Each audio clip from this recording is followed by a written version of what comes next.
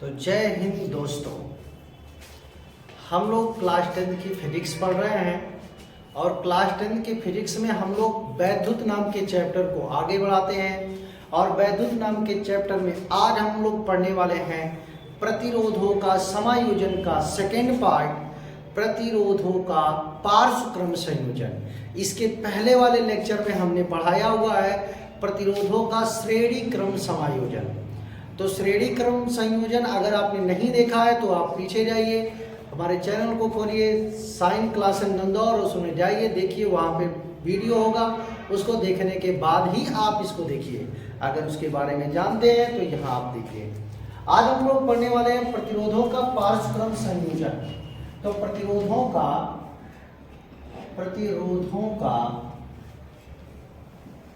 पार्श्व क्रम संयोजन,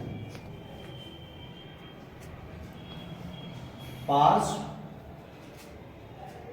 क्रम संयोजन।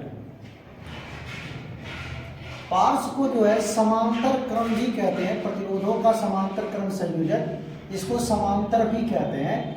अगर हम बात करें समांतर का कि समांतर क्रम संयोजन क्या है, तो इसी पार्श्व क्रम को ही हम लोग समांतर क्रम संयोजन भी कहते हैं। तो हम लोग यहाँ पे ये देखते हैं कि तीन प्रतिरोध ले लेते हैं। जैसे यहाँ पे अगर पूछा जाए पार्श्व क्रम संयोजन क्या है, तो पार्श्व क्रम संयोजन में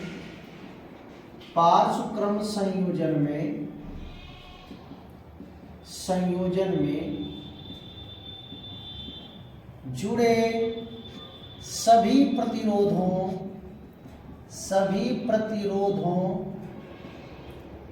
का पहला सिरा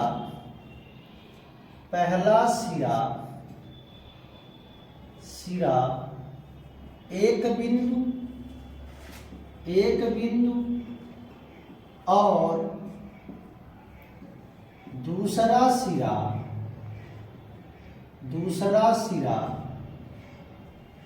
दूसरे बिंदु से जुड़ा होता है।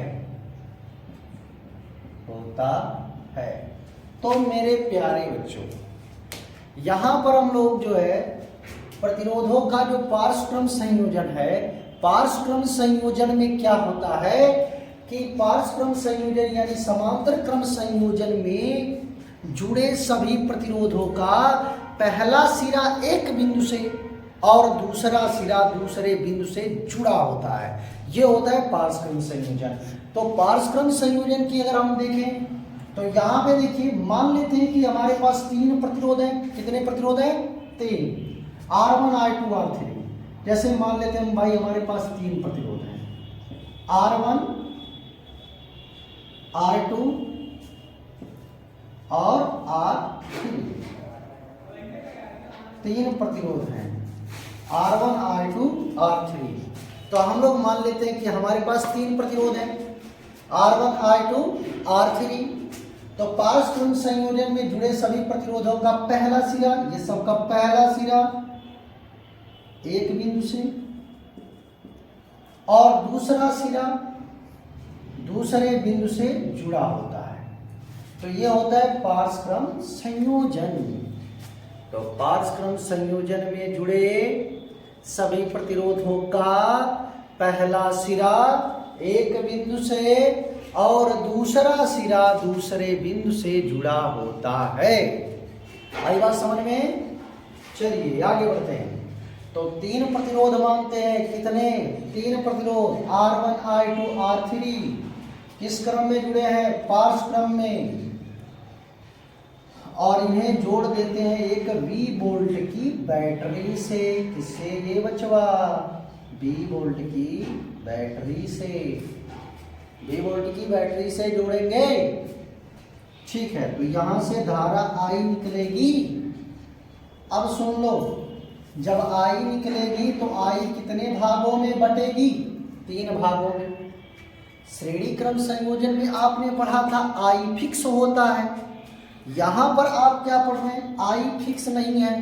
क्या नहीं फिक्स है? I फिक्स नहीं है। देखो I यहां से सिंगल निकल रही थी बाबू, बाबू I यहां से सिंगल निकल रही थी और सिंगल निकलने के साथ साथ यहाँ पे आई 3 भागों में बट गई। एक तो हो गया I1, एक हो गया I2 और एक हो गया I3। तो I यहाँ पे कितने भागों में बट गई? 3 भागों में। कौन कौन? I1, I2, I3। 3 भागों में बटी ना, I1, I2, I3, और यहां से I अकेला था। अब सोचिए, यहां पे I फिक्स नहीं होता है। फिक्स क्या होता है? विभवांतर फिक्स होता है। अब देखो विभवांतर कैसे? विभवांतर 2 बिंदुओं के बीच में होता है। तो इसके पहले आपको हमने पढ़ाया था जब श्रेणी क्रम संयोजन में कि विभवांतर जो है 2 बिंदुओं के बीच। अरे यार 2 बिंदुओं के बीच ही तो विभवांतर होता है। आपको क्या लग रहा है कि 4 बिंदुओं के बीच विभवांतर होगा? एक बिंदु पर विभव होता है यार। एक बिंदु पर विभव होता है। विभवांतर 2 बिंदुओं के बीच होता है। कितने बिंदुओं के बीच होता है? 2 बिंदुओं। तो एक का विभव ऊंचा, एक का विभव नीचा। ऊंचा नीचा, ऊंचा नीचा, ऊंच नीच का अंतर यानी विभवांतर। समझ गए? समझदार हो। देखो तो यहां पर जो है I 3 भागों में बटेगी लेकिन विभवांतर नहीं बदलेगा। तो I फिक्स, अब B फिक्स है क्योंकि विभवांतर 2 बिंदुओं के बीच में I बदलता है। तो यहां पे हम लोग लिखते हैं समांतर क्रम संयोजन में, यानी पार्श्व समांतर क्रम संयोजन में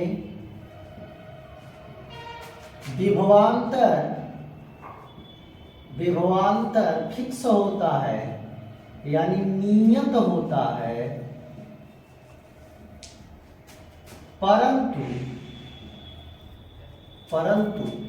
धारा नियत नहीं होती है। नियत नहीं होती है। तो समांतर क्रम या पार्श्व क्रम संयोजन में समांतर क्रम और पार्श्व क्रम संयोजन में विभवांतर नियत होता है परंतु धारा नियत नहीं होती है। देखो धारा, यार सुनो पहले, अगर धारा एक रास्ते से जा रही है तो यहां अपने रास्ता बदल दिया तो यहां धारा बट जाएगी। जैसे पानी से समझो यार, किसी पाइप में पानी जा रहा है, किसी पाइप में पानी जा रहा है और आप उसमें से छोटे छोटे कई पाइप, जो 2 पाइप तोड़ दिए, तो ये पानी इसमें से बटेगा, इसमें से बटेगा, तो पानी बट गया ना। तो ऐसे करंटवा भी होता है यार, कि यहाँ पे जो करंटवा एक मार्ग से जा रही थी वह कितने मार्ग में बट गई? 1, 2, 3 भागों में बट गई। तो यानी I बट गई। यहाँ I एक थी और वही I कितने में बटी है? 3 भागों में बटी ना। यार समझते नहीं हुए, एकदम दिमाग खराब कर रहे हो, समझो। तो I कितने भागों में बटी? 3 भागों में बट गई। तो यहां से जो I नियत नहीं है तो वो लिखेंगे क्या?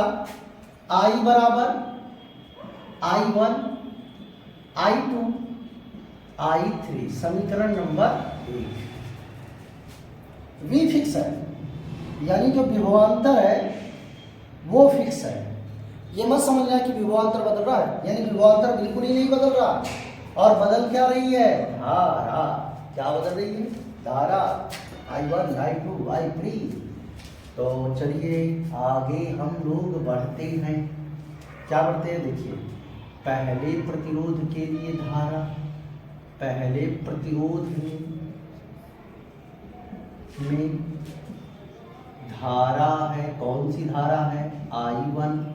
तो I1 बराबर क्या हो जाएगा? ओम का नियम पढ़े हुए बाबू, ओम का नियम यार। V बराबर IR, I बराबर V बाई R। ओम का नियम पढ़े हो ना, V बराबर IR, I बराबर V बाई R। तो यहां से I1 बराबर पहला प्रतिरोध है, V तो फिक्स है, V बाई R1। दूसरे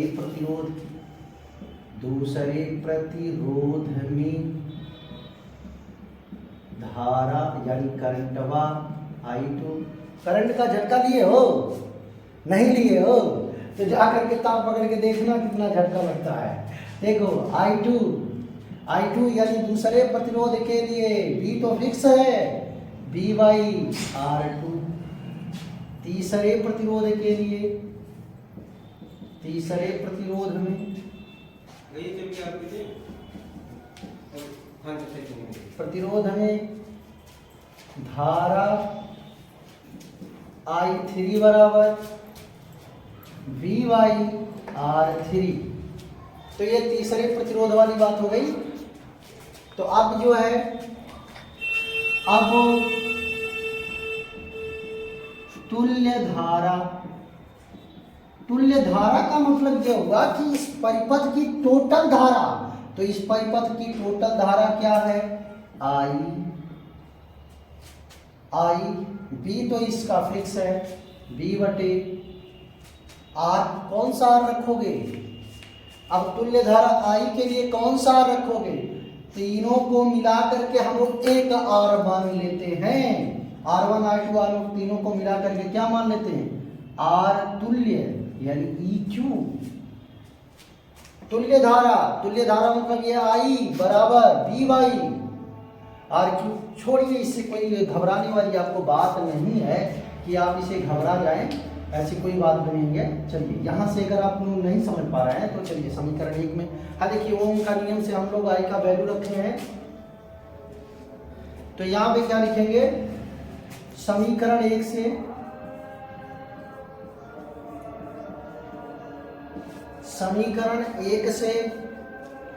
तो समीकरण 1 से क्या होगा? ध्यान दीजिए, I बराबर I1 के जगह पे क्या रखेंगे? B/R1 B/R2 R3। देखिए समीकरण 1 से, तो समीकरण 1 में क्या किया गया है? तो समीकरण 1 में I1 के जगह पे B1/R1, I2 के जगह पे B/R2, I3 के जगह पे B/R3। ए बचवा, I1 I2 I3 है जो वैल्यू है ना समीकरण 1 में, I1 के जगह B/R1 यही फिक्स किया गया है। ऐसे पकड़ के इसको ऐसे चुटकिया पकड़ के ही रख दिया गया है, और इसका भी ऐसे ही फिक्स कर दिया गया, और इसका यहाँ पे फिक्स है। ये बन गया ना, ये समीकरण बनाएंगे, मत समझना कि एंड सो ऑन करके ऐसे भागता हुआ चला जाएगा, नहीं, ऐसे ये भागेगा नहीं, वही फिक्स रहेगा। तो आई देखो अब क्या करना है, अब देखो है B1 B2, है देखो B है हर जगह, ये B है। अब इन B को कॉमन ले लो, तो कॉमन लोगे तो क्या बनेगा? देखो कॉमन लोगे, जब V को कॉमन लीजिए, तो अब यहां पे जब V आप कॉमन लोगे तो ये हो जाएगा 1, इसकी जगह यहाँ पे क्या बचेगा? 1/R1 प्लस, यह जब V कॉमन हो गया तो इसके जगह यहाँ पे 1 बचेगा, 1/R2 प्लस, है जो V कॉमन हो गया तो इसके जगह यहाँ पे 1/R3 बचा। अब क्या करना है? B को लाओ नीचे, यानी ऊपर वाला है, और ऊपर वाले को हटाओगे तो कहाँ जाएगा? यानी नीचे जाएगा, यानी ऊपर वाला नीचे आता है। तो ये ऊपर वाला है, यहां से हटाओगे तो नीचे आएगा, तो ये हो जाएगा I/B 1/R1 plus 1/R2 plus 1/R3। अब ब्रैकेट हटा दो यार, ब्रैकेट का झमेला छोड़ो, जब B नीचे आ गया तो ब्रैकेट का क्या मतलब रह गया?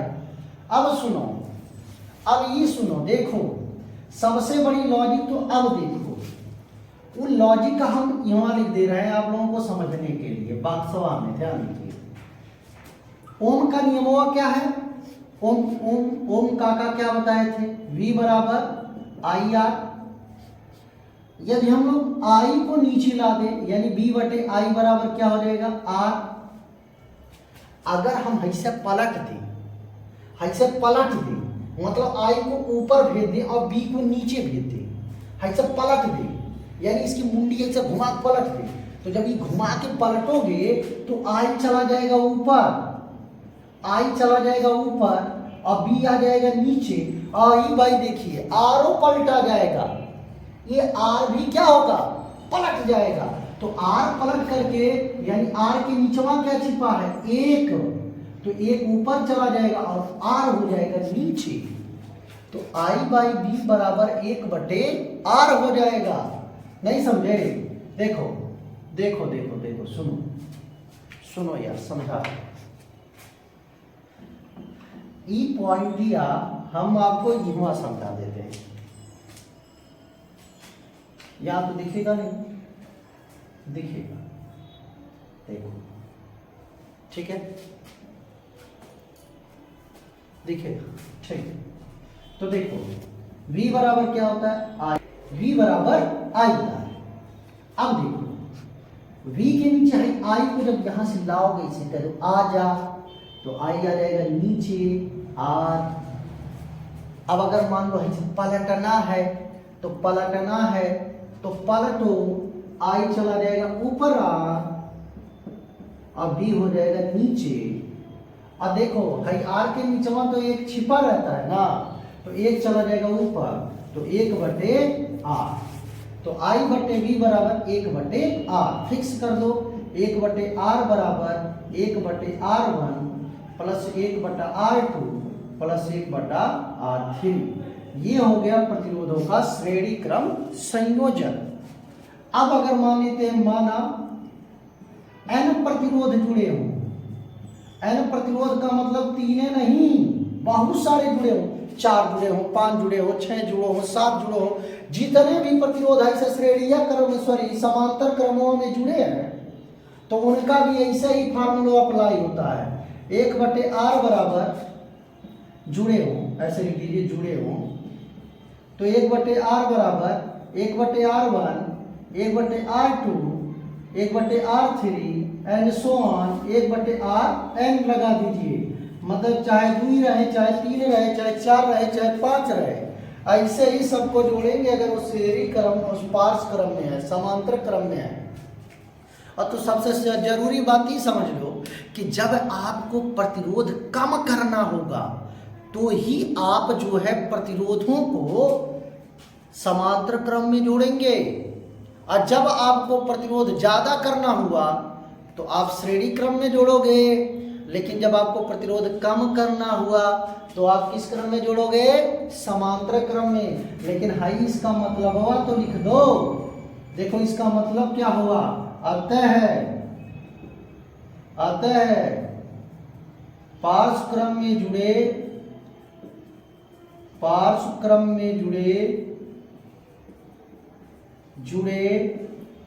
सभी प्रतिरोधों के व्युत्क्रमों का योग तुल्य प्रतिरोध के व्युत्क्रम के बराबर होता है। देखो n प्रतिरोध जुड़े, जैसे मान लीजिए n प्रतिरोध जुड़े हों, तो यहाँ पे 1/r, मतलब ये r क्या है, व्युत्क्रम है। R1 R2 R3 क्या है, प्रतिरोध का व्युत्क्रम। व्युत्क्रम मतलब उल्टा, व्युत्क्रम मतलब ऐसे चुटकियां पकड़ के पलट दो, वो होता है उल्टा, उसको कहते हैं व्युत्क्रम। जैसे मान लो अगर मान लो कह दिया तुम्हारा व्युत्क्रम बनाना है, अपना व्युत्क्रम क्या होगा, अब ऐसे जो है लट्ठा गाड़ दो, तो लट्ठा जब गाड़ते हो यानी सरा नीचवा करते हो, पैर वो ऊपर आ, तो तुम्हारा व्युत्क्रम हो गया। अब ऐसे चलो तो व्युत्क्रम कर वो करके चल रहे, तो ऐसा होता है व्युत्क्रम मतलब ऐसा पलट दो, बाटे में आ गए। जैसे मान लो x/y, अब पूछ लिया कि जो है इसका व्युत्क्रम क्या होगा, तो ये हो जाएगा y/x, क्या हो जाएगा y/x, x/y का व्युत्क्रम y/x। अगर कह दिया x का व्युत्क्रम तो 1/x, सिंपल सी बात होती। तो ये व्युत्क्रम होता है यार। तो यहाँ पे मैंने लिखा हुआ है, क्या लिखा हुआ है, अतः पार्श्व क्रम में जुड़े सभी प्रतिरोधों के व्युत्क्रमों का योग तुल्य प्रतिरोध के, ये तुल्य प्रतिरोध है, तुल्य प्रतिरोध के व्युत्क्रमों के योग के बराबर होता है। तुल्य का मतलब मैंने आपको समझाया था। तुल्य का मतलब क्या होता है, तो तुल्य का मतलब ये होता है कि जब किसी कार्य को, जैसे मान लीजिए दीवार है, उस दीवार को 10 लोग मिलकर के गिरा दी। अब एक स्पेशल व्यक्ति आ गया पूरा ताकतवर और उस दीवार को अकेले गिरा दिया, तो वही होता है उन सबके तुल्य। ठीक है, तो ये था आपका प्रतिरोधों का संयोजन यानी पार्श्वक्रम संयोजन। चलिए एक सवाल इसी पे आपको बताते हैं, उसके बाद जो है ये लेक्चर खत्म होगा। कल लेक्चर में, अगले लेक्चर में पढ़ेंगे विद्युत। ठीक है, तो अब इसके बाद हम लोग ये सवाल सॉल्व करते हैं, और ऐसे ही मैं इसमें के बहुत सारे क्वेश्चन सॉल्व करवाने वाला हूँ जो आपकी परीक्षा में पूछे जा सकते हैं। तो देखिए यहाँ पे मैंने एक क्वेश्चन लिखा हुआ है कि एक विद्युत लैंप जिसका प्रतिरोध 20 ओम है तथा एक 4 प्रतिरोध का चालक, ये चालक है 4 ओम प्रतिरोध का, और ये 20 ओम प्रतिरोध का लैंप है, 6 वोल्ट की बैटरी से संयोजित है, यानी ये 6 वोल्ट की बैटरी से जुड़ा हुआ है। परिपथ में कुल धारा, यानी इसमें कुल धारा कितनी प्रवाहित हो रही है। परिपथ में परिपथ का कुल प्रतिरोध, यानी इस परिपथ में कुल प्रतिरोध कितना है। बी, परिपथ में प्रवाहित धारा, इसमें धारा कितनी प्रवाहित हो रही है। विद्युत लैंप तथा चालक के सिरों के मध्य विभवांतर, तो यहाँ पे इसके सिरों के मध्य विभवांतर कितना होगा और इसके सिरों के मध्य विभवांतर कितना होगा। तो देखिए विभवांतर दो बिंदुओं के बीच में होता है, तो ये 6 ओम की जो 6 वोल्ट का जो विभवांतर है, इसके सिरों पर कितना रहेगा, इसके सिरों पर कितना रहेगा, इसे हम लोग देखते हैं। तो अब यहाँ पे देख लीजिए परिपथ का कुल प्रतिरोध पहले निकालते हैं, ए बराबर, तो देखिए अब इसमें दो प्रतिरोध है, एक 4 ओम एक 20 ओम, तो R1 बराबर 4 ओम, R2 बराबर 20 ओम, R1 बराबर 4 ओम, R2 बराबर 20 ओम। कुल प्रतिरोध यानी तुल्य RS यानी सीरीज का है, सीरीज यस मतलब श्रेणी क्रम, सीरीज कॉम्बिनेशन, इसलिए यस बनाया है सीरीज कॉम्बिनेशन। ध्यान से देख लो, ये यस बनाए, ये इसका मतलब हो गया सीरीज कॉम्बिनेशन, यानी यस लिखे हैं। ठीक है, तो यस बराबर R1 प्लस R2, तो RS बराबर हो जाएगा R1 कितना है 4 ओम प्लस 20 ओम, 20 4 24 ओम, तो ये पहला निकल गया कुल प्रतिरोध। अब ये क्यों इस तरह से नियम लगाया है, क्योंकि प्रतिरोध श्रेणी क्रम में जुड़े हुए हैं, यानी जो प्रतिरोध है प्रतिरोध श्रेणी क्रम में जुड़े हैं,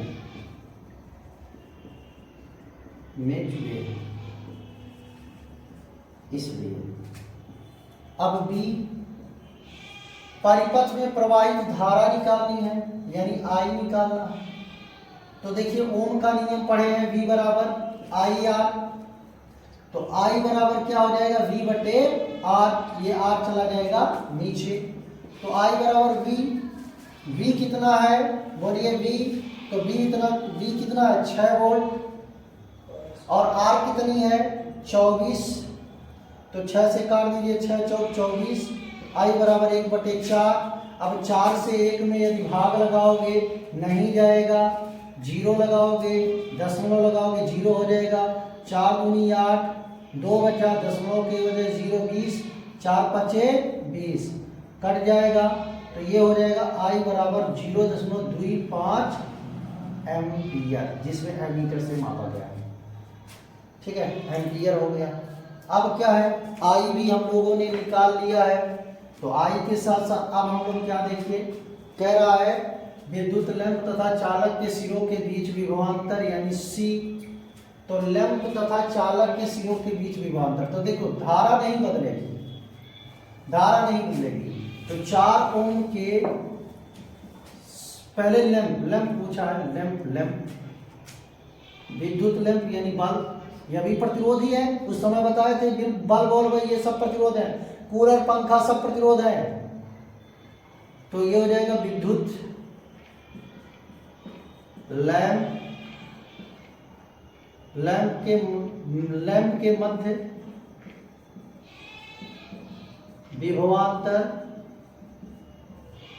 V1 बराबर, यानी विभवांतर V1 कर दीजिए, किसके मध्य विभवांतर V1 है, तो V1 बराबर क्या हो जाएगा, I, ये R2 है तो यहाँ पे I R2 कर दीजिए। V बराबर IR होता है, ध्यान दीजिए, V बराबर क्या होता है, IR।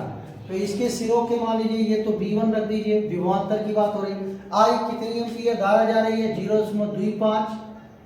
R कौन सा, इसके सिरों के मध्य वाला, यानी इसका प्रतिरोध क्या है, ये R, यह R मत उठा के रख देना, ये वाला R रखना। तो ये वाला R कितना है, 20 ओम। तो सॉरी, यहाँ पे R1 हो जाएगा 20 कर दीजिए, R2 हो जाएगा 4, क्योंकि पहले 20 रखा है, हो जाएगा 20 और ये 4, 24, कोई दिक्कत नहीं। तो अब यहाँ पे जो है R1, तो R1 हो जाएगा आपका 20 ओम। तो अब यहाँ पे आपको मिला कितना, गुणा कर दीजिए, 2 5 10 के शून्य, 2 दूनी 4 1 5 1 0, इसका 2 अंक पे दशमलव, यानी V1 बराबर 5 वोल्ट, यानी इसके सिरे पर 5 वोल्ट। अब चालक के सिरों के मध्य, यानी चालक के सिरों के मध्य विभवांतर, तो चालक के सिरों के मध्य विभवांतर यानी वही होगा V बराबर IR। तो यहाँ पे हो जाएगा V2 बराबर IR2 हो जाएगा, क्योंकि इसके मध्य विभवांतर V2 हो गया।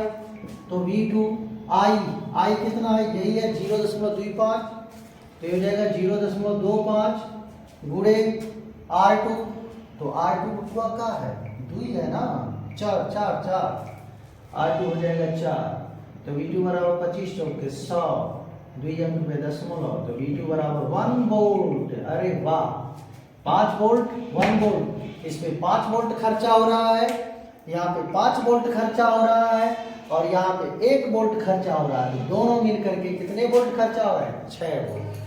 तो इसके लिए इसका स्क्रीनशॉट लीजिए, ठीक है। तो ये सवाल पेपर में पूछा जा सकता है, ये आप इसी तरह से और भी सवाल सॉल्व कर सकते हैं। तो ये वीडियो आपको कैसी लगी, लाइक कमेंट जरूर करें, और अदर ग्रुप में अपने दोस्तों के पास शेयर भी करें। धन्यवाद। तब हमारी वीडियो कैसी रही।